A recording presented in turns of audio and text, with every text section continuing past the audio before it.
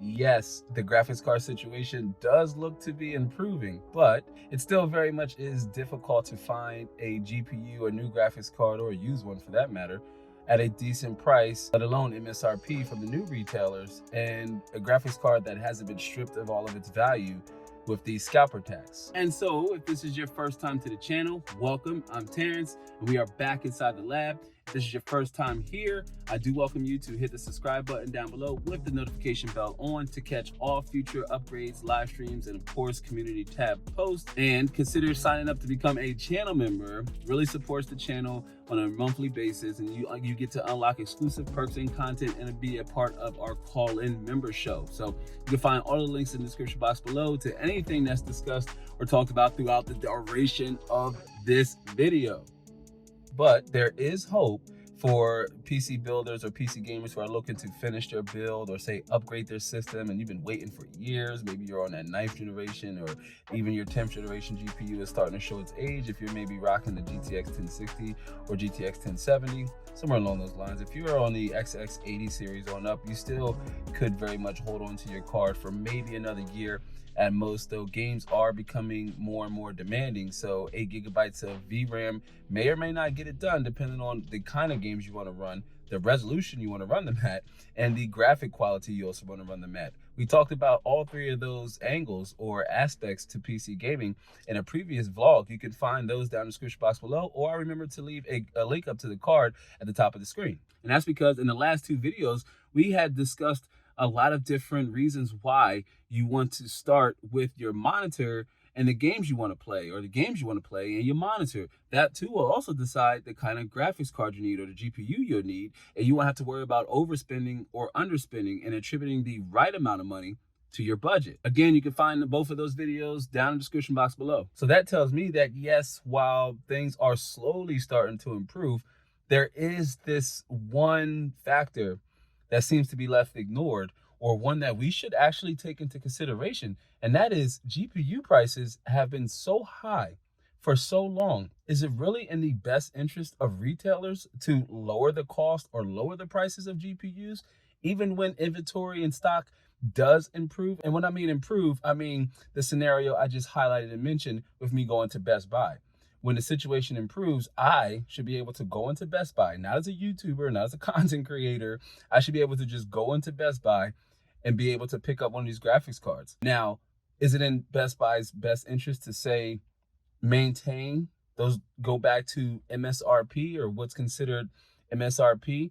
Will we see GPU prices then drop down to what they were pre-tectemic? So what they were between prior to 2019 to 2020 GPU season. So right at the cusp of the RTX 2000 series or 20 series release. I believe is the RTX Turing architecture based off of when NVIDIA first dropped ray tracing and DLSS. You love DLSS. No, but if you don't like DLSS, that's cool too. Some people prefer to run their games at a native resolution. I too am one of them people. I've turned on DLSS just to give it, a go to see if there's any a significant performance boost or increase that would warrant turning on DLSS, and there typically isn't, except for when I was playing Cyberpunk 2077 and I wanted to play it maxed out or as close to maxed out as possible without completely just tanking the FPS or nerfing the FPS. I did enable DLSS. I can't remember which setting, but again, that's one of the beautiful things about being a PC gamer, is that we have that flexibility and affordability within the limitations of our hardware to adjust the settings to find that happy medium of FPS and graphic quality that is most likely exclusive and different from any one of us as PC gamers. You might like to play at 1080p. I might like to play at 1440p. The next individual or the next person may like to play at 4K. It really comes down to preference. You may want to run your games at ultra settings, and the next person might just want to run their games at low settings because they want to get as much FPS as possible. Maybe they have a really fast CPU and they want to leverage their CPU and not necessarily their GPU as much. And of course, the tables turn if you want to run your games at a high settings. Yes, you should still very much have a fast CPU, but then you need to have a faster GPU. one that could render those images quick with all the detail that is engulfed within each frame. But quality and FPS aside, what's concerning is GPU prices won't more than likely come down anytime soon. I am concerned that this could be the new norm. What we see now here and today could very much be what we should expect in between new launches, the upcoming RTX 40 series, the upcoming RX 7000 series, right? When these graphics cards launch or are announced sometime between Q3 and Q4 of this year, it's like, what will the prices look like? Even if stock is adequate, even if, say, the 7600 XT has an MSRP of $599, will we likely see that graphics card at $599, or will it still hit retail shelves for $1,000 plus or $1,100 plus? Simply because the retailers have clearly seen that PC gamers and PC enthusiasts, those who are looking to buy these products, will pay this premium so long as that the retailer has it on their shelf. It's concerning. It's concerning, fam, because it diminishes any value that's being marketed from the GPU manufacturer. Let's say that's NVIDIA or AMD. A lot of builders and enthusiasts, either who were looking to finish a build, had to account for an additional $300 to $400. In most cases, most scenarios, at the beginning of the tech demo, it was much higher. Okay, it was much higher. But as the pandemic started to trickle on down and we started to pick up we started to pick up supply and the supply chain started moving a little bit better, guess what? GPU prices didn't come down. They continue to increase. Even now, you can head over to Amazon and pick up a GTX 1660 or GTX 1660 Super or an RTX 2060. All these lower end or mid-tier cards are available over on Amazon, but not at their initial MSRP. What does that do? That destroys the value within those cards. The performance output that you are expecting at its initial price is a little bit more forgiving, right? But then when you say, I had to pay $500 for this graphics card and I can't turn up all my graphics settings. I can't game at 1440p high settings. I have to turn the graphics down to get a stable FPS, or you still have to find yourself adjusting, compromising in areas of the game that you necessarily don't want to, just so you can get a stable FPS. Stable could, again, very much be different from you, me, and whoever's watching in comment, which again, if you're watching, comment down in the description box below. Tell me how you like to run your games. Tell me how you like to play your games. We did a community tab poll over on the community tab. So if you want to take part in the community tab poll, don't go there now, go after this video. So yes, I do think graphics card prices will either continue to increase, or they will still stay the same. I could be wrong, and typically this is when I like being proven wrong, when these things work out to not be true. But all signs indicate that this could possibly be the new norm. Graphics card prices could very much fluctuate and change depending on what quarter we are in the year, what the supply chain looks like, and of course, what the semiconductor manufacturers, if they're able to meet the needs and the demand of all manufacturers who are looking for these chips. It's not just NVIDIA and AMD. You have automotive companies shipping vehicles without their computer chips inside of them, because they're just tired of waiting. They don't want their bottom line affected, right?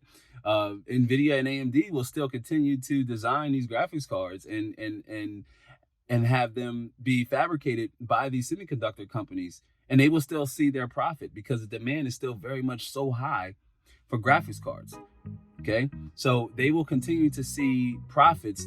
They will continue to see their profits unhinged and unaffected, so long as they are able to continue to meet supply, even at a minimum, even on a minimum level. If they're able to meet supply, they will still continue to see increased profits. It's not because the cost of the GPUs have increased after they've hit the retailers. It's just simply because everybody wants to buy up these cards. Everybody wants AMD and NVIDIA's latest and greatest to turn around and push them onto a market that is more than ever looking to purchase these graphics cards, looking to purchase graphics cards. This has happened again at least a total of 3 to 4 times within the last few years. This isn't the first time. Yes, it's unique given the whole situation. Okay, looking at the whole entire situation, yes, it is unique given what we all have experienced these past couple of years. But even prior to COVID, we had suffered through a GPU, not necessarily a techdemic, but it was definitely a shortage, or something really weird was going on with the semiconductor companies, because there wasn't any supply chain issues. You know, markets weren't being seized up, and of course, businesses weren't being shut down.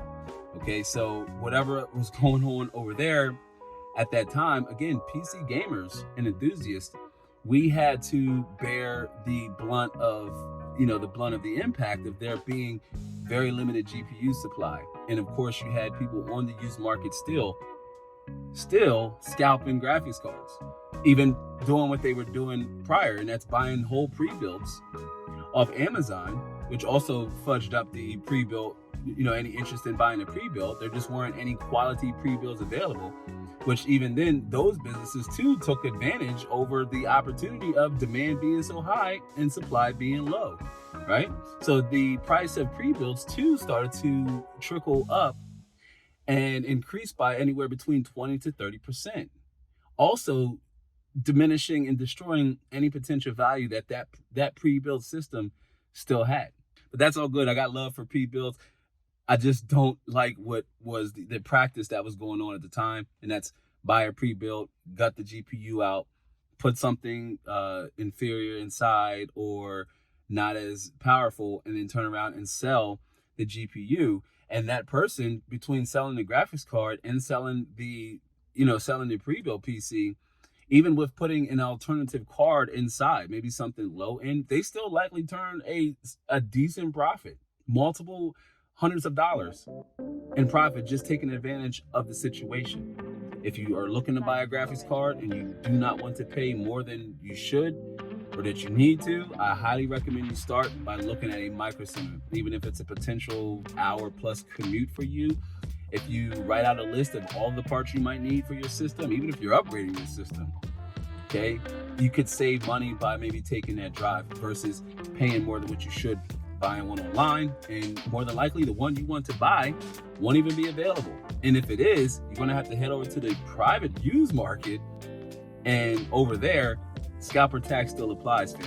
You're still going to pay, you're still going to pay extra simply because that seller has something everybody desperately needs and wants.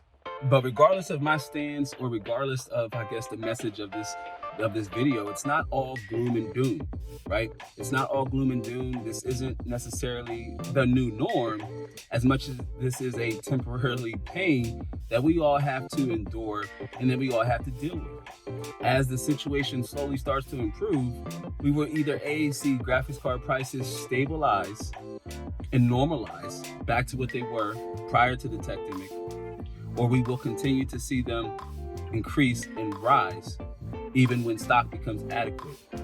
This just adds to the mantra that we say here on this community or in this channel, which again, if you're new here, I welcome you to hit the subscribe button down below. It's free and takes less than a second. Join our community. Also consider signing up to become a channel member. You can find all the links down in the description box below. But as the year progresses and we circumvent new launches, again, we will either see these graphics cards hit the market at a price that's available and affordable to the majority of gamers looking to purchase these cards, even if it is on the higher end.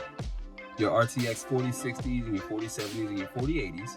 And of course, the inevitable 4090. Might be time for me to replace my 3090. I don't know. I still feel like I haven't even, really taken advantage of all 24 gigabytes of VRAM. And here recently, I've been gaming at 4K. Now, Dying Light 2, I will say, at 4K max settings does take up like 16, 17 gigabytes of VRAM. At least from my experience. That's with no DLS or ray tracing enabled, right? Just straight up between 14 and 16 gigabytes of VRAM. All depends on what's going on screen. If you want to watch me play Dying Light 2, it is before the big patch, and it was a while ago. But I did play the first couple minutes of the game. If that's something you're interested in, I will be sure to leave a link to that video down in the description box below. But all in all, again, that extra cost will just add to the mantra that PC gaming has always been expensive. It just costs a little bit more now than ever, and that's simply because one of the most sought after components, a GPU, for most gamers who really want to take their experience to the next level, or who are looking to upgrade their system or to revitalize an older system that's just been sitting around collecting dust. Maybe you got a 3rd generation or 4th generation i5 laying around that you want to say, hey, you know what, this system is still capable. It has an older GPU, but maybe I can drop 10 series or 16 generation series in this bad boy and actually, you know, get something out of it, revitalize its purpose. Just because it's old doesn't mean it's obsolete, fam. You still might be able to breathe new life into an older system. But with that out of the way, thanks for giving us one to watch. Jump down in the description box below for more Inside the Lab content.